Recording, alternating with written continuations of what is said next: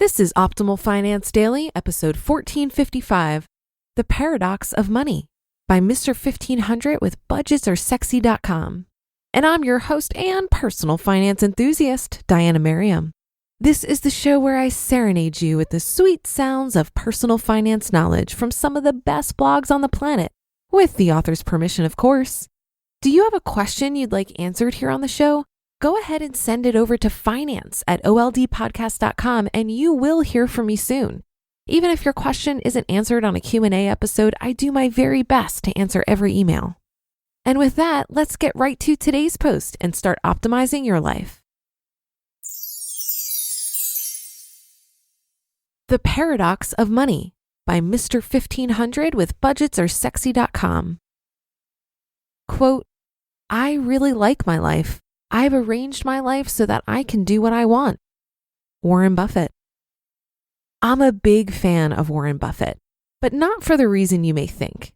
While Warren is an investing genius, there are plenty of others who have also figured out how to build vast wealth. The trait that makes him really great is that he's a genuinely good person with plans to give almost all of his billions away to charity. And he's frugal too, living in the same home for most of his life. And I love listening to Warren's folksy wisdom in person every spring. If you're a shareholder of Warren's company, Berkshire Hathaway, you have the opportunity to attend the company's annual meeting. The big party takes place in Omaha and is informally called the Woodstock of Capitalism. It's a fun event where folks from all over the world ask Warren anything they want during the question and answer session. My wife even asked Warren a question about real estate at the 2016 meeting. There is one question that will always stay with me, though. At the first meeting I attended, a 20-something-year-old asked Warren what books he'd recommend for getting rich. Warren didn't have many recommendations, but he went on a tangent that was much more interesting. While ruminating on his age, Warren said this, quote, I'd give away every cent I have to be your age again, end quote. Healthy is better than wealthy. Warren is a wise man. As he approaches 90, he realizes his days on the little blue-green sphere we all share are almost over. Money means less and less as we approach our expiration date. Health is the most important aspect of life. I hadn't been taking good care of myself until recently. Retiring early has allowed me to go for runs in the middle of the day or swing the kettlebell first thing in the morning. If you don't have your health, what else matters? Relationships are better than riches.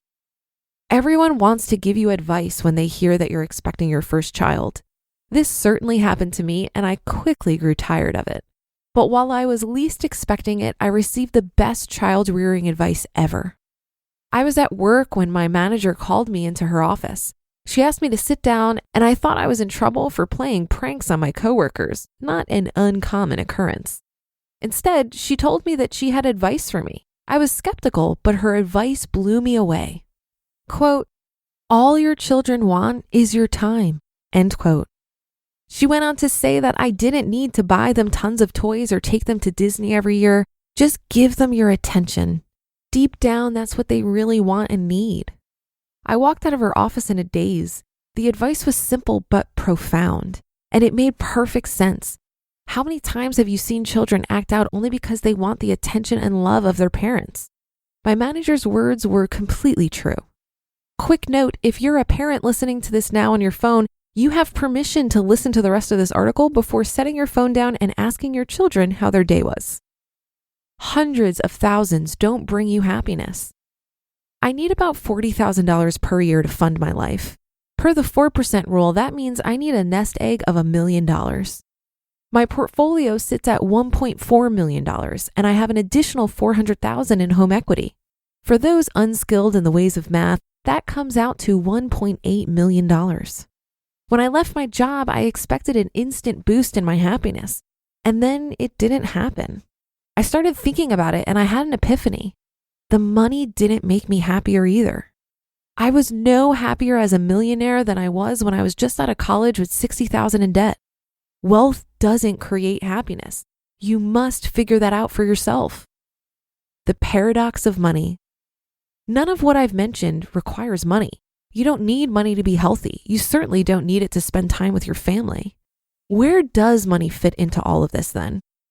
To get money, we must trade our time. You can always earn more money, but you can't trade your expiration date. The only thing you can do then is increase the amount of time where work is optional.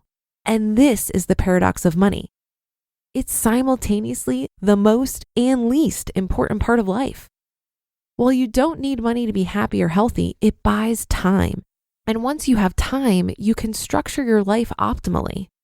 The real goal is this: save enough money so that you don't have to worry about money. Money is not the end, only the start. Advice for my younger self. If I were to do it all over again, I wouldn't buy 2 new cars. I'd hack my living situation with roommates. I'd build wealth as fast as I could to minimize my working life and maximize my freedom years. Time is a finite resource. If you're younger than Warren, embrace his wise words and appreciate the years you have ahead of you. Put the pedal down and start living. You just listened to the post titled The Paradox of Money by Mr. 1500 with budgetsaresexy.com. And thank you to Mr. 1500 and Jay Money, the creator of Budgets Are Sexy. Jay has a little editor's note that I'll share. I think about this trade-off all the time and actually have a saying for it. I'd rather be young. That's what I tell myself anytime I catch myself getting jealous of what someone older than me has that I desperately want. It doesn't help when they're much younger than me, but it does if they're much older. No way I'd trade decades of my life for more money. Also makes you appreciate how long it takes to acquire such wealth as well. It doesn't come fast.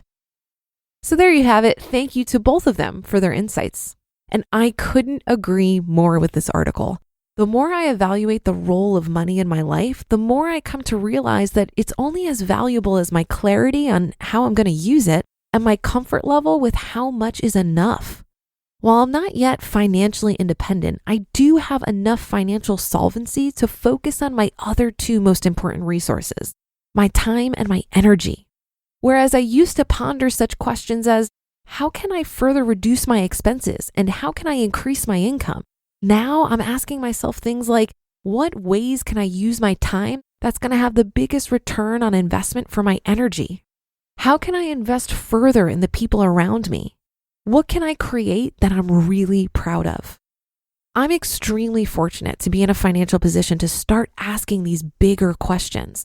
And I recognize that I don't need excessive amounts of money to explore this level of freedom.